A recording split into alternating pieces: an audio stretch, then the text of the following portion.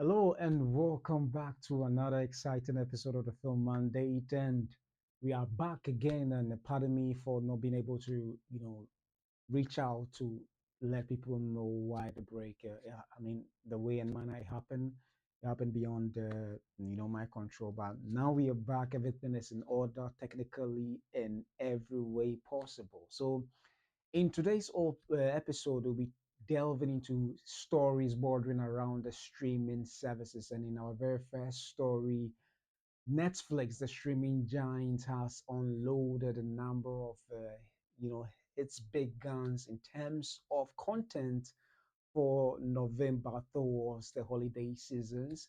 And also, Netflix has partnered with an Indian or a Bollywood film company to show their roster of films on their platform, one of the biggest Bollywood content ever on the streaming giant.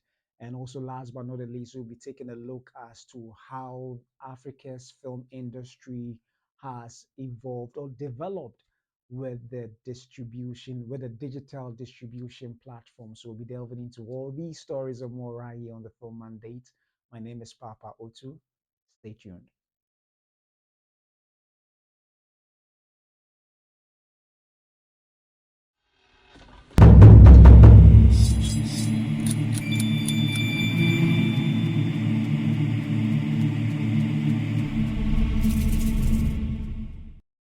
Hello and welcome back to the Film Mandate, where I bring to you movie news, reviews, and reactions, both from the African front and the international scene. So we'll begin our first story, unfortunately, on a sad note. And this has to do with one legendary icon who passed away quite recently, and that is Lee Weaver. Lee Weaver, who happened to star in a plethora of films and TV productions, be it from The Cosby Show or Brother Where, Oh Where Art Thou, directed by the Coen brothers. And it is unfortunate that he passed away. Actually, he passed away at the age of 95, if I'm not mistaken. Yeah, at the age of 95. And he was said to have passed in September 22nd. And his passing was announced or was made or published on the Hollywood Reporter platform. And it's unfortunate that in this particular year, we've been losing a number of iconic filmmakers, be it behind the camera or in front of the camera. And unfortunately, Lee Weaver has also passed on. He also starred in a couple of other productions, from the Hill Street Blues, as well as um, where he portrayed the character Back Naked, which spanned the years 1982 to 1984, and also NYPD in 1994. But he also starred in films like The 40-Year-Old Virgin, alongside other notable comics in the film industry. And unfortunately, he is passed on. Well, he will be surely missed. And I thought it was, very worthy or worth it to, you know, make it known on this platform. I'm sure majority of you might have already seen this news, but it's indeed quite heartbreaking to see some of our legends pass on. Obviously, that is unfortunately the nature of life. So, well, to all his families and loved ones and those who have been touched immensely by his works and presence, I'll say my condolences to all of you, and may the good Lord, you know, heal or help our broken hearts. So yeah, that is Lee Weaver, who has passed on. So we'll now get back to our stories for the day. It wasn't long ago when Netflix actually sort of unloaded a number of its production of the platform, and we were wondering that what could be the reason that they are sort of taking a number of their films off their platform. And obviously, one of the main reasons we attributed to that is perhaps the possible expiration date of the contract or the licensing agreement they had with the rights holders to the content. Well, in prior to actually published in the Hollywood Reporter somewhere in the first of what's it called, November, they have actually released a number of or listed a number of productions that they are bringing back onto their platform. And indeed, I must say that it is quite interesting to have or to see these number of productions that they are releasing on their platform. And this actually can be found in the Hollywood Reporter. I would like to read a little of what they have in store for us, and that is quite exciting. So, so the Hollywood Reporter says that Netflix's new releases coming in November 2025. And there in your short is just an overview of images representing the diversity of films and content that they have for their market or their audience. So let's take a look, a cursory look as to what these content are. So the end of the almost decade-long Stranger Things saga, the debut of Guillermo del Toro's Oscar contender, an intimate behind the scenes look at Eddie Murphy's life, Joel Edgerton's best chance for a best Oscar as a best actor nomination, an epic samurai battle royale, action drama, a prestige series starring Claire Danes and Matthew Rice, Richard Linklater's love letter to the French New Wave, and welcome return of Elmo and Friends are among the highlights of the new film and TV series launching on Netflix in November. November is a huge movie month for Netflix as awards season gets underway. Among the prominent new features the streamer is launching this month that are worth checking out is the Sean Baker produced Taiwanese drama Left Handed Girl, November 28th. But perhaps the most high profile is Guillermo del Toro's adaptation of Frankenstein, which hits the platform on November 7th. I think if just a few days away, starring Oscar Isaac, Mia Goth, Christoph Waltz, and Jacob Elordi as the monster. The feature debuted to rapturous acclaim at the Venice Film Festival, including a 14-minute standing ovation and boasts a critic score of 85% on Rotten Tomato. And so there you have it, quite an interesting roster of films that they have, particularly coming this holiday season. And indeed, it is exciting to see what they have in store for the subscribers, seeing that there's a lot of diversity of content they have this time around on the platform. And Netflix, as a streamer, indeed has such large volumes of content. And sometimes the challenge of these content is the fact that a some of them are not of the high production value that perhaps may be attributed to such a prestige or prime streamer like Netflix. But one way or the other, it seems to have worked in the sense that on Netflix you can find every kind of production that can satisfy any kind of audience you can ever find on the surface of Earth.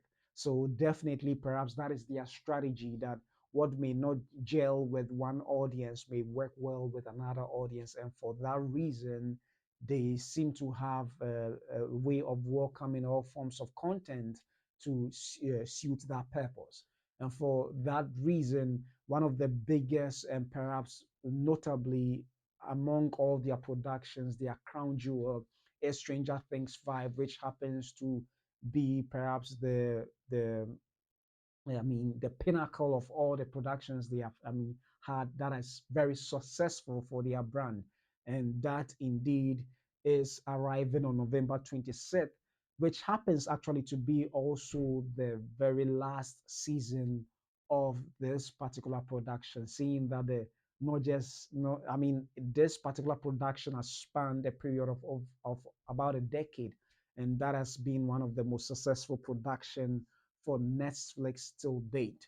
And you see them, for the cursory glance we read from the article, you can see the different kind of content they have, from the TV series as we've seen in Stranger Things to documentary, that has to do with the Eddie Murphy being Eddie, to other projects, that is said to be very notable with possible Oscar buzz surrounding it, from the Guillermo del Toro's to that of Edgerton, Joel Edgerton's Stara. So we'll be taking a brief look at all these right here. So starting with the flagships, production, we have Stranger Things, which is arriving in November 26th, kicking off the three parts, of Netflix's, flagship series. So this particular last series is going to be broken down into three parts, or broken into three parts. So the first one will be arriving on November 26th, and the season is set in the fall of 1987, with Hawkins under a military quarantine and the party united to find and kill Vecna. So definitely for the diehard fans of the Stranger Things, I'm sure this is really an amazing welcome news for all those who have been waiting eagerly for a couple of years, Tamase, for the finale. And finally, we have that in store. Also, we have Academy Award contenders, particularly for the Oscars. And you have Frankenstein, which is leading the pack. And that is a Guillermo del Toro's directorial film, of course, always in the foray of the monster genre or the monster universe, if I can borrow that terminology. And for that reason, it is one of the most hailed productions with the possibility of winning, or definitely being nominated for the Best Picture category, aside a possible potential Oscar nominations for some of the actors like Oscar Isaac, who is for Oscar Isaac starring as Frankenstein, and Jacob Elordi as the Frankenstein's monster. And definitely, if you have Christoph Waltz in any production of yours, there is the high possibility for him to receive a nomination. Such a phenomenal actor he is. So this particular production, that is Guillermo del Toro's Frankenstein, holds a lot of promise come this Oscar season. And also, it was heard or noted that at the Venice Film Festival, it received an outstanding 14-minute standing ovation for such a wonderful crafted film that Guillermo del Toro was able to make. And also another potential film that is set to possibly garner nominations and even a win for Netflix is Train Dreams. And Train Dreams is a film that stars Joel Edgerton, who is such an astounding performer, such a wonderful performer. And it is said to be generating a lot of buzz for not just the best actor category for Joel Edgerton, but also a best picture. So what an amazing year it would be if these films, both of them, ends up on in the various categories that they are, receiving such high praise for. And potentially with one of them being able to win would be such a wonderful feather in the cap of Netflix. So that is quite an amazing thing to see. But not just these two, but there is also a third film which is in the mix of potentially being receiving also an Oscar nomination, and that is The Beast in Me, which will be released on November 13th on the Netflix platform. And that is a new Prestige Limited series starring Emmy winners Claire Danes and Matthew Rice. So that is also receiving quite a buzz for such a production as well. However, I forgot to mention that the Train Dream starring Joel Edgerton would be releasing on November 21st as well. So just zero these dates in your calendars for such prestigious productions that Netflix is bringing onto their platform. And not just that, we also have some major licensing content coming, I mean, on the streaming platform, and also sequels as well. So let's take a look at some a number of them. From November 1st, there's going to be a massive drop of licensed films. Let me see if I can show the some of the list of films. I'll leave the link to the this particular article in the content below for you to take a look at it. So they on November 1st, which they are releasing quite a list of films, of which I believe some of you have already started watching. Yeah. So there you have it. From November 1st, you have a whole list of quite amazing content coming onto the which are actually already on the platform as well. So these are the list of films that Netflix have licensed onto their platform from all the various studios you can think of.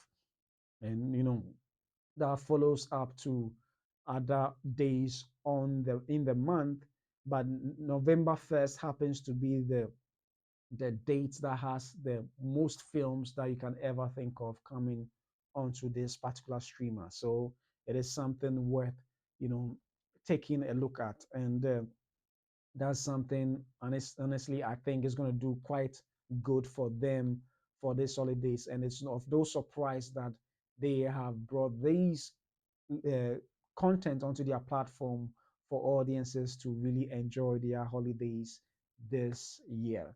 And that is quite interesting to see. And so key returning series as well. So let me just run some of the highlights of the films that they are bringing this November. You have that of Back to the Future trilogy, the Hangover trilogy, Crazy Rich Asians, Wonka, and Tenet. That is the Christopher Nolan directed film. You're also going to have returning film series returning series like Squid Game, The Challenge, season 2, November 4th. The Vince Staples Show, season 2, November 6th.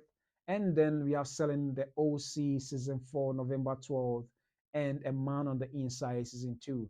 And so there's quite a number of massive productions coming, but also you're also going to have let me see if I can get the picture in the yeah. So you're also going to have the documentary that you know the documentary actually about Eddie Murphy also showing up on the platform, and that is quite exciting to see. Let me see. I think the Eddie Murphy project is coming on the is going to be released. Um, I just missed the date. Just a minute. Let me see if I can bring it up. Yeah, so we're gonna have been at the. Well, I just missed it. Um, yeah, so we have the left-handed girl, and then let me just see if I can come up with it. Yeah, so these number of films are going to be quite an exciting time for everyone that has the subscription to this platform. Yeah, so Being Eddie is releasing on November. Yeah, Being Eddie. Why am I missing this? Okay, so Being Eddie is going to release on the Netflix platform on November 12th, which is going to be an exciting time to get to see, have an insight into the life and work of such iconic filmmaker Eddie Murphy. And that is one of the most exciting stories or content I am looking forward to. So come November 12th, the documentary about Eddie Murphy, about his life, his career, and all that, and all in between, would be on this platform, and that is quite an exciting thing to really look out for, and that is something I personally am looking out for. So let me know what you think in particular with regards to this development. What are you excited to watch on Netflix come this particular season of 2025? I'm sure Stranger Things is one of the things you are looking out for. So, is it going to be the end of Stranger Things or one of the new films that will be coming? And that is one thing that we'll be looking forward to. So, whatever your thoughts may be, kindly leave it in the comment section below. So, moving on, we are going on to another story which has Netflix in the mix as well. And this has to do with Netflix partnering with, or rather licensing a number of films from Yash Raj Films in India, which happens to be the production vehicle for the Cannes productions. And when I'm talking about the Cannes, from the Shah Rukh Khans to and a number of them. So let's take a quick read as to as to the story of this particular partnerships, and this actually is or can be found on the, pardon me, in, oh sorry, I just mixed it up. So yeah, this can be found, yeah, in the whole, oh, why do, pardon me, I just think I'm messing up today. Pardon me so much for this shouldn't have been the case. Yeah, so pardon me, let me, whilst I bring it up, let me just, yeah, so this is yeah. So the Yash Raj Films happens to be such a powerful, company which has produced over, if I'm not mistaken, over 60 titles, and it's been in operation over for 50 years, production such phenomenal productions for the Bollywood film industry, and that is exciting to note or see. And for this reason, I felt it was necessary to bring this particular production to the foreknowledge of everyone who love Indian films. And that indeed is the reason why I am bringing this up to you. So yeah, finally, I think I have it up. And this actually article is published in the Variety website, on the Variety website. And this is what it says: that Shah Rukh Khan, Salman Khan, Amir Khan, and Amitabh Bachchan in the frame as Netflix sets carriage deal with India's Yash Raj Films. And there you have it, is Shah Rukh Khan in one of his old films or old classic films. Yeah, so let me quickly take away the lower thirds, which is blocking part of it.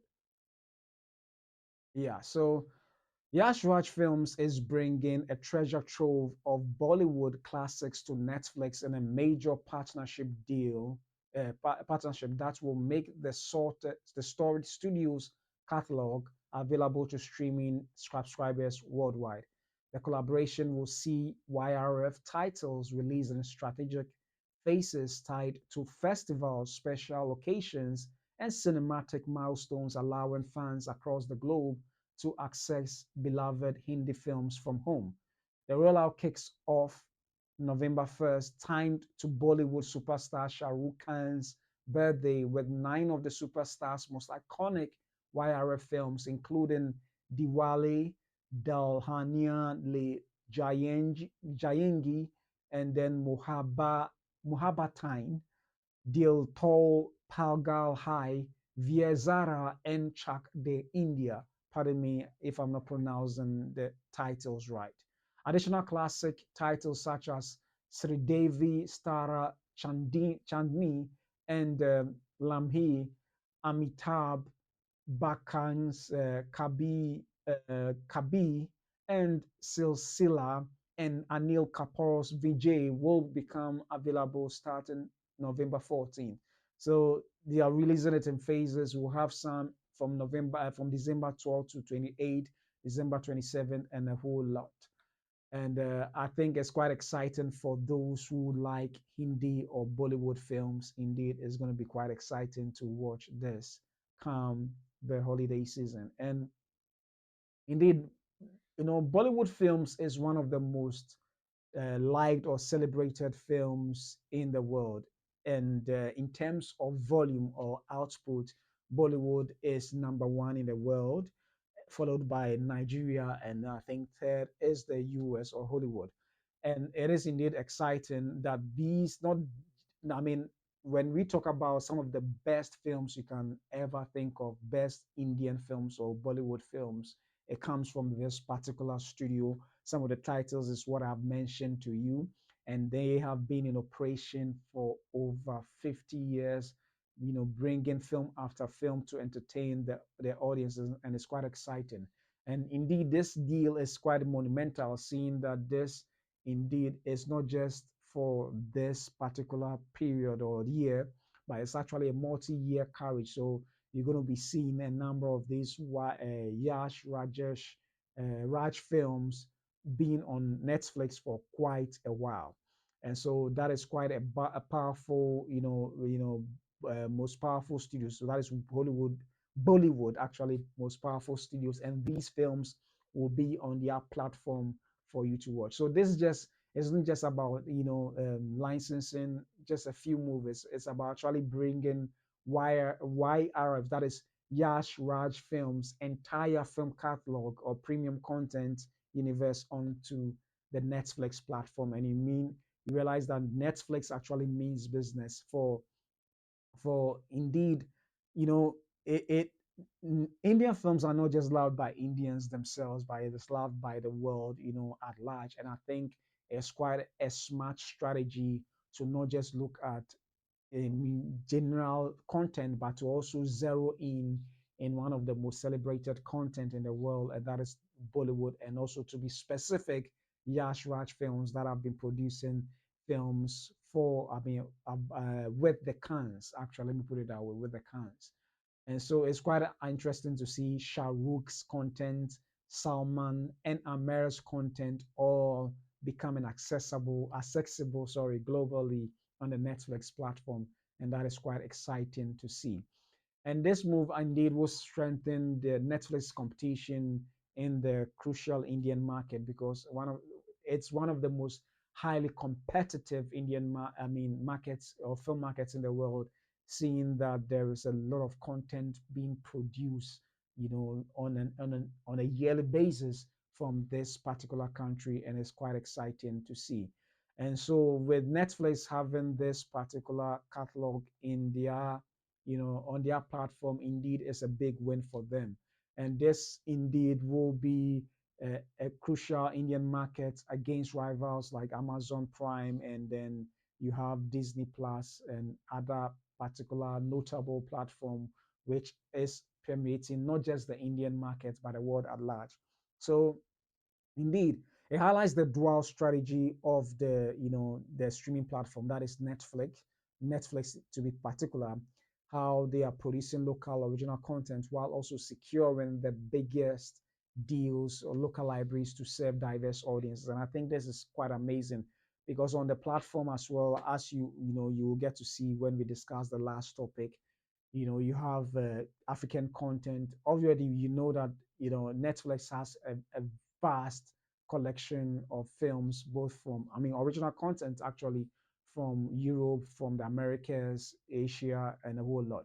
But they're also looking at zeroing in on the Bollywood content, which indeed is one of the prime content you can ever look for in this entire world. And so it is indeed quite a strategic move that they have been able to achieve ahead of their stand rivals, be it Disney Plus or Amazon or Hotstar. So that is indeed quite strategic, and that is quite smart in trying to be the forerunner in the industry when it comes to streaming.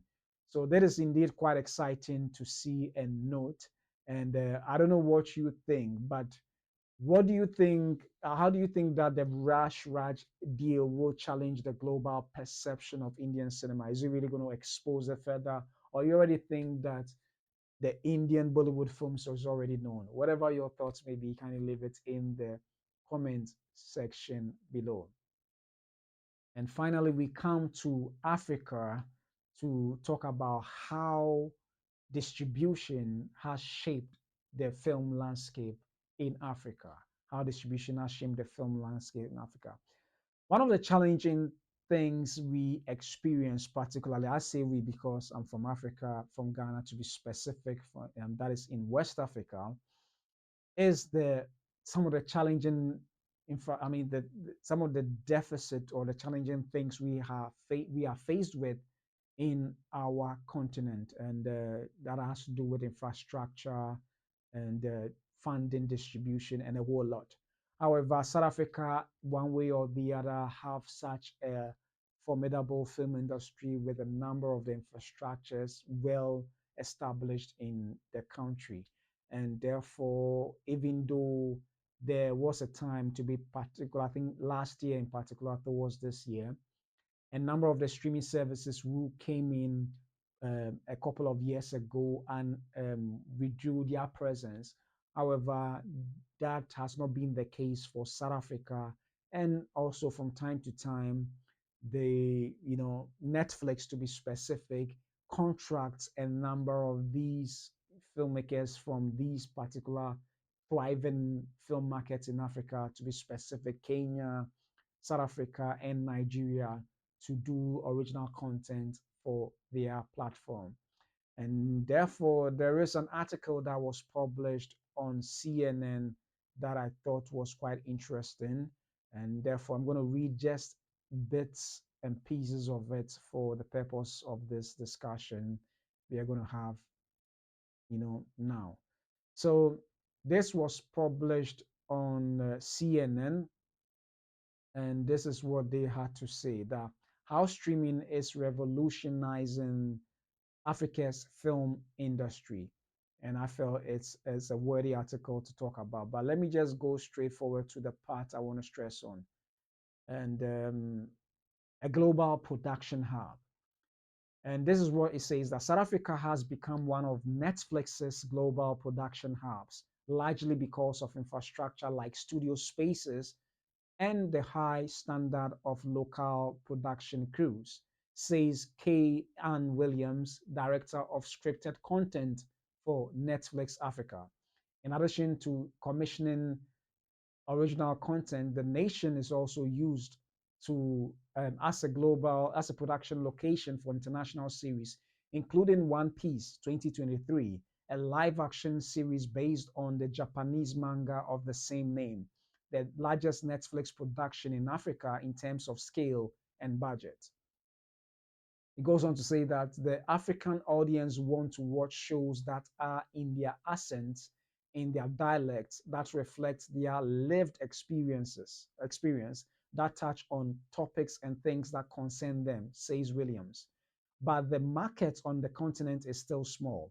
Netflix's main competition is Showmax, which dominates regional streaming in Africa with a strong local content strategy that focuses on reality shows, sports, telenovelas, and soaps, as well as the exclusive licensing rights to stream HBO Max content in Africa. HBO Max is owned by CNN's parent company, Warner Brothers Discovery. And let's read just this last part and we'll highlight the rest as we go along. So international streamers, on the other hand, have limited presence in the African market. Disney Plus is available in 6 African countries as of 2022, has produced just a handful of content on the continent, and Amazon's Prime Video stopped commissioning original content in January 2024 after releasing its first original African movie just 1 year earlier. Part of the difficulty is connectivity. While streaming is available in many African nations such as South Africa, Nigeria, and Kenya, which have the largest entertainment and media sectors on the continent, internet access remains low at around 37% in sub-Saharan Africa. So indeed, this particular article highlights some of the major challenges that is facing the industry in Africa. And indeed, the landscape for film or cinema or the film business has changed with the advent of streaming platforms in the entire world, and that indeed has affected the African film industry as well.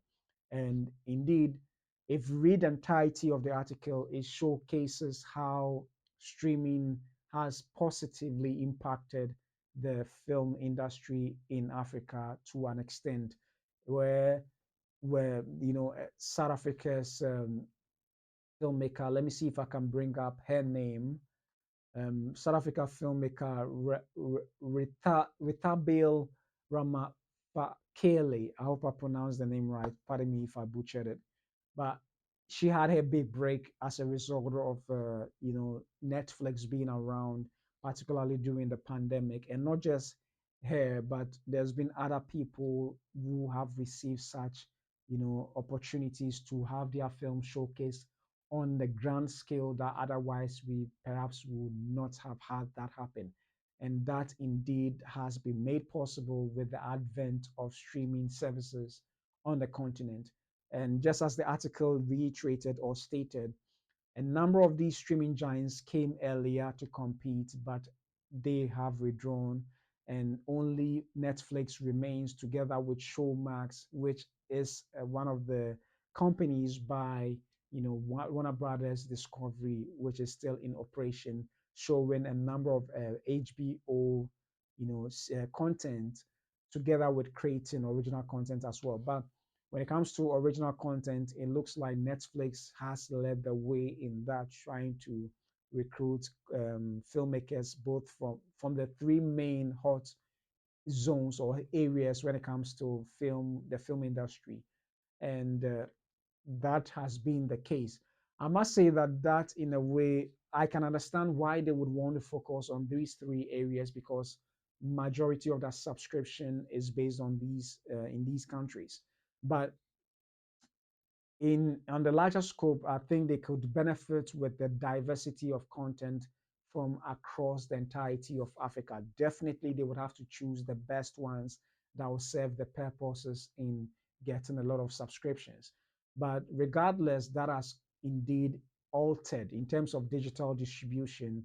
It has sort of altered how Africans actually view content, because with the deficit of infrastructure that exists in the country in terms of even cinemas, and not just cinemas, but economic wise, a number of the larger chunk of the audience who would have otherwise gone to the cinemas to go and watch it would not be able to because of economic reasons.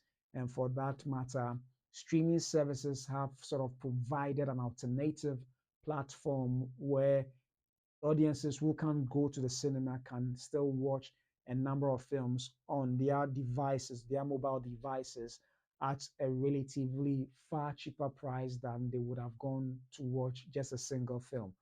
And so, or a number of films, because perhaps for the price of just one film in the cinema, that can afford an individual in Africa or any part of the world as such to watch a number of films on the streaming platform. And that is what the what's it called the streaming services or the digital distribution has done for Africa. So that is quite exciting to see.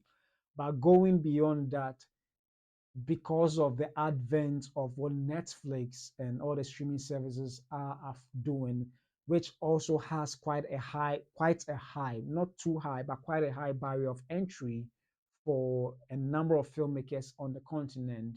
The alternative for filmmakers who can't have their films air on the platforms or stream on the platforms of the Netflixes have resorted to putting their content on YouTube.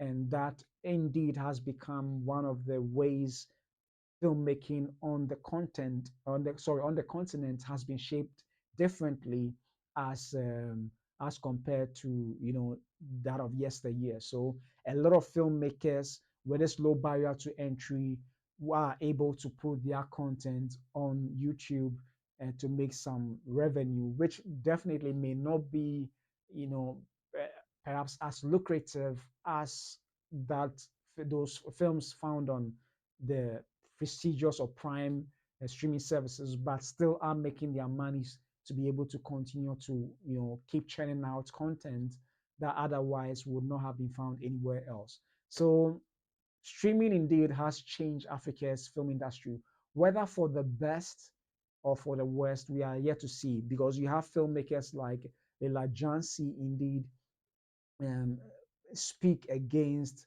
not necessarily against, but she sort of has, spoke about the potential risk of one losing their content should there be any hiccups with the YouTube platform. Her advocacy also lies with the idea that cinema is indeed necessary for the film, or theaters are necessary for the film industry to thrive. So there are several concerns on from different quarters as well.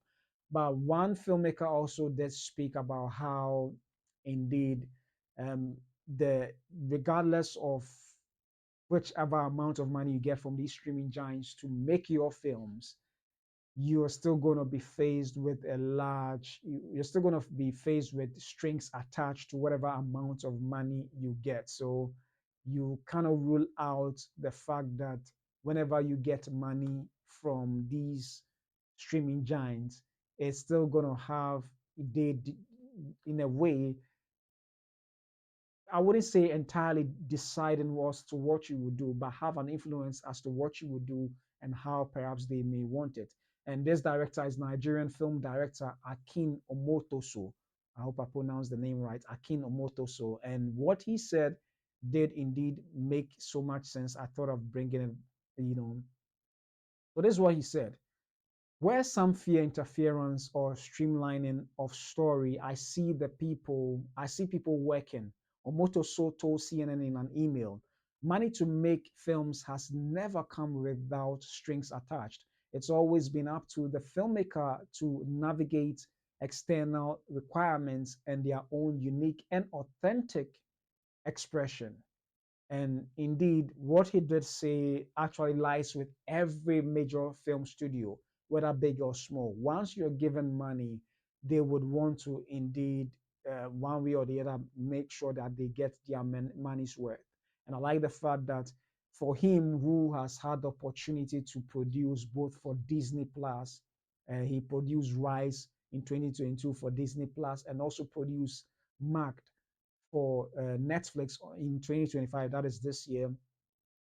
He did say that that experiences that he went through has enabled him to grow, and he's advocating for the fact that that shouldn't limit you, but that should help you understand and navigate around these challenges to get your film made. And that is quite interesting to see. And I also like the fact that in quite recent years, most of the conversations we've always had is the fact that whether we will be able to tell authentic stories without the influence of the streaming services to make us sort of pivot our stories just to resonate with global audiences without when and perhaps losing the authenticity of our voice. And this is what one Rama Fakela um, had to say. So Rama Fakela did say something which I think is crucial to how filmmakers who, or to filmmakers who may not know about this, to perhaps carefully consider. Ramaphosa doesn't feel that working with global streamers had made her work less culturally specific, but she does note that the industry has become more risk averse globally. The bottom line, people need to make their money back, and that is key. Need to make their money back. She adds, luckily, Africa is a largely untapped market, creating a huge opportunity for those willing to invest. I'm excited for more streamers to open up, says Ramaphosa. Arden, I do look forward to the industry opening up in terms of creativity and new ideas and new shows. Can't wait for the next 10 years. So the potential in on this continent is massive. And I like the fact that Rama Fakela has had her experiences on this front. I mean, more than perhaps a number of filmmakers who have not had this opportunity. And one filmmaker also did go on to say that um, in having a conversation with some of the streaming services, particularly Netflix, there this is what it looks like now. They've given a lot of African content creators free range to actually make films that resonate locally than globally. And this is what he had to say specifically. That's Joshua, one Bradley Joshua, co-founder and CEO of South African production company Gambit Films, did say this. I mean, they are the producers of Blood and Water, and this is what he had to say. Our first impression was now we have to tell stories that are globally resonant, says Joshua. But they were like, that is the streaming service were like, no, actually, we need to tell stories that resonate locally.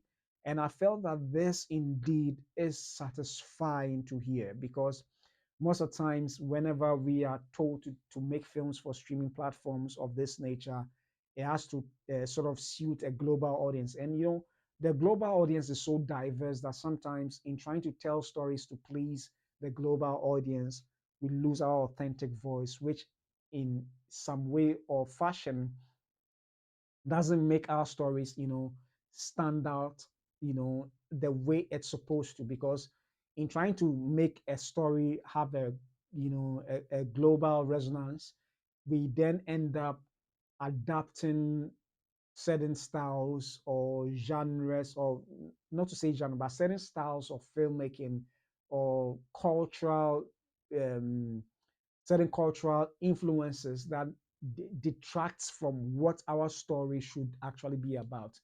And I like the fact that the streaming services have realized that no, for you to make the necessary impact, whatever story you are telling should resonate locally. And stories, when they are well told in terms of the plot lines and the character development and all that, if it has good production value as well, it would resonate in the long term with the global audience as well. One classic example, which is not from the streaming services at all, is I think Gavin Hood's Chochi. I don't know whether that's the right name, the right director to the football. Chochi was a South African gangster film which ended up winning an award, winning the Best International Film Category Award in the year of its release. And the story resonated with the local audiences, but as well resonated with the global audiences. So I like the fact that Netflix is acknowledging the fact that we need to tell our stories the best way possible. And not just that, but together with the technology and the internet, everything has sort of influenced how African films ought to be told today. So indeed, it is quite an exciting time we find ourselves in, that Netflixes and the streaming giants are all realizing that no, we need to keep our voice as authentic as possible and have it resonate with our audiences. And when the story is well told, in the long term, it's going to resonate with audiences from the global community. So all too soon, I've come to an end to this particular topic. Let me first and foremost, let me know what you think as to this particular story. Why is it important for streaming services or platforms to invest in local industries like those in Africa rather than just importing content? Whatever your thoughts may be, kindly leave it in the comment section below. So all too soon, I've come to an end to this exciting episode of the Film Mandate. Thanks so much for joining me for this episode, and I'll be coming your way again tomorrow with some exciting news. My name is Papa Otu, and this has been the Film Mandate. I'll see you soon.